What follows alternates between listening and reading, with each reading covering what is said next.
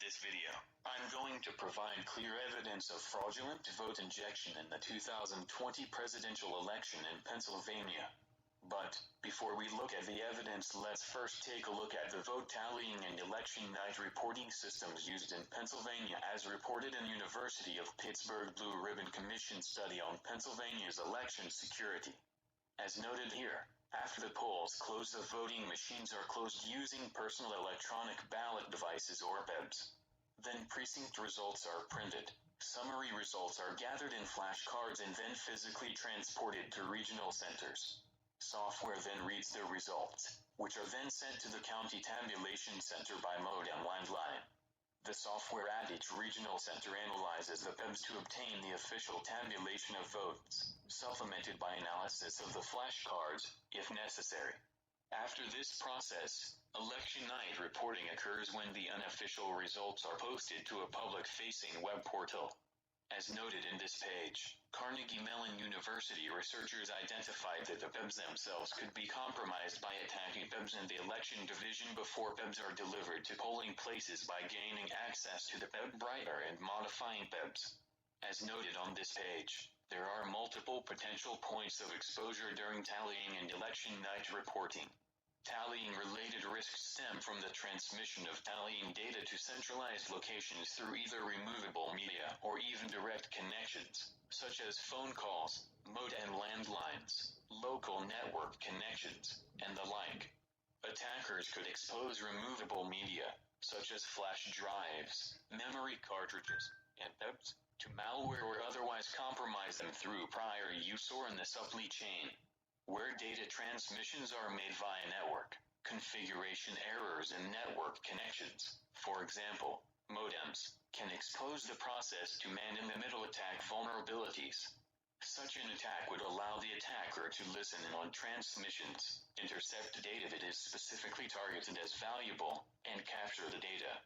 There were reports of an employee laptop and encrypted USB flash drives being stolen from a Philadelphia election machine warehouse back on October 1st. Link to that news story is in the video description below.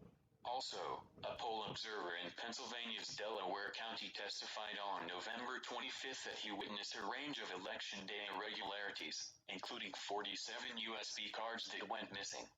Link to the YouTube video for his testimony is in the video description below. So, irregularities did occur that could have compromised the tallying systems. A 2018 report on election security in the states from the Center for American Progress identified a specific tallying vulnerability. Counties are not explicitly required to compare and reconcile precinct totals with countywide results to ensure that they add up to the correct amount. In order to mitigate the possibility of discrepancies in reporting between countywide totals and precinct totals, the Department of State provides counties with a reconciliation tool that displays the countywide totals reported compared to the aggregate of the precinct totals and flags any discrepancies. However, this is the exact discrepancy that is being observed in the election feed data that exposes the fraudulently injected votes. A link to this study is posted below as part of the video description. For this analysis, data auto-scraped from New York Times Votes Remaining page by the NYT 2020 Vote Count Tracker GitHub project is used. This project is based on the NYT 2020 Election Scraper GitHub project, which started auto-scraping the data on the morning of November 4th. The data is sourced from an unofficial API powering the New York Times Votes Remaining page. The data is stored in JSON format files, which can be scraped from New York Times website. The data was originally scraped every 5 minutes, and then towards the end of November the scraping frequency was reduced to 15 minutes. When I branched out the NYT 2020 Vote Count Tracker GitHub project from the NYT 2020 Election Scraper GitHub project, I also pushed snapshots of the JSON file into the repository, which were auto-scraped by the Wayback Machine before the NYT 2020 Election Scraper GitHub project started auto-scraping it. As can be seen here, the top-level JSON file refers to precinct metadata JSON files for several battleground states, which stores the results collected at the precinct level. This project also uses these precinct metadata files for analysis and also uses versions of these files found on New York Times website timestamped in between the auto scrapes of the top-level JSON file. This is especially useful to analyze the vote update history for the periods in between the infrequent Wayback Machine auto scrapes of the top-level JSON file that occurred before the NYT 2020 election scraper GitHub project started auto scraping it every 5 minutes. The NYT 2020 vote count tracker GitHub project also includes tabulate vote counts.py and tabulate county vote counts.py Python scripts to analyze the auto-scraped data and tabulate it into vote counts.csv and county vote counts.csv spreadsheets respectively at the state and county level. Also, there is a county vote counts delta.xlsx spreadsheet added to track the differences between the vote counts between each update. The evidence presented in this video is based on county-level analysis done using these spreadsheets. The evidence presented here is based on difference in county-wide vote totals reported from the county tabulation centers in the top-level JSON file, as seen here, and the precinct vote totals for the counties as reported via the county by vote type list in the precinct metadata JSON file, as seen here. The evidence is observed in the county vote counts delta.xlsx spreadsheet from the NYT 2020 vote count tracker GitHub project. That spreadsheet is derived from the county vote counts.csv spreadsheets with additional columns added to show the deltas in the vote counts between consecutive updates. In the county vote counts delta.xlsx spreadsheet, the county-wide vote totals, as shown in the top-level JSON file snapshot when available, are shown in column M, and the delta in those totals between consecutive updates is shown in the column N.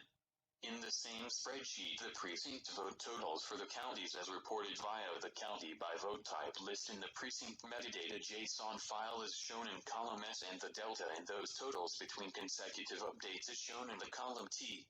In the gaps where top-level JSON file auto-scraped snapshots are unavailable and only the precinct metadata file time-stamped versions are available, column M shows the precinct vote totals for the counties. Column U in the same spreadsheet shows the delta between column M and column S, provided both the county-wide vote totals and the precinct vote totals for the counties are available in their respective cells. Otherwise, it just shows a copy of the last valid delta between column M and S. In other words, column U entries show any discrepancy in the county-wide vote totals and the precinct vote totals for the same county. Column V in the same spreadsheet shows the delta between consecutive column U entries.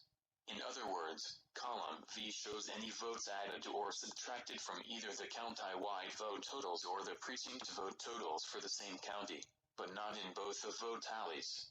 As can be seen here, there are several occurrences of votes being added only to the county-wide vote totals, which are not subsequently immediately added to the precinct vote totals. As can be seen in this spreadsheet filtered view showing only Philadelphia County rows, the vote distributions for several of these vote dumps that are injected only into the county-wide totals is unrealistically skewed towards Biden.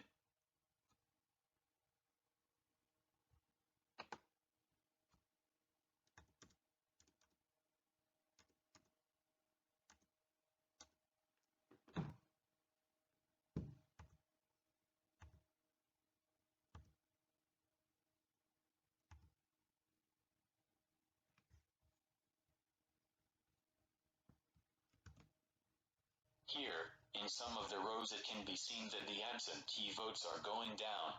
That is because for several updates when precinct totals are tallied into county-wide totals, the absentee votes from precinct tallies are moved into the non-absentee columns.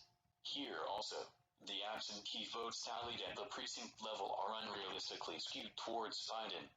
Even if we ignore the unrealistic absentee vote distributions skewed towards Biden injected at the precinct level, the additional votes injected only into the county-wide totals are clearly fraudulent. So, in the next sheet I tallied all such fraudulent vote injections, while discounting any immediately consecutive vote increases in the precinct totals by the same amount, considering that to be an artifact of a lag in precinct metadata file update. As seen here, The total number of such fraudulent vote injections at the county level adds up to 1,108,507 votes, which is definitely enough by a large margin to overturn the current published result of the election in Pennsylvania. A full forensic audit is required to identify the root cause behind this huge discrepancy between the countywide vote totals and the precinct totals for the counties.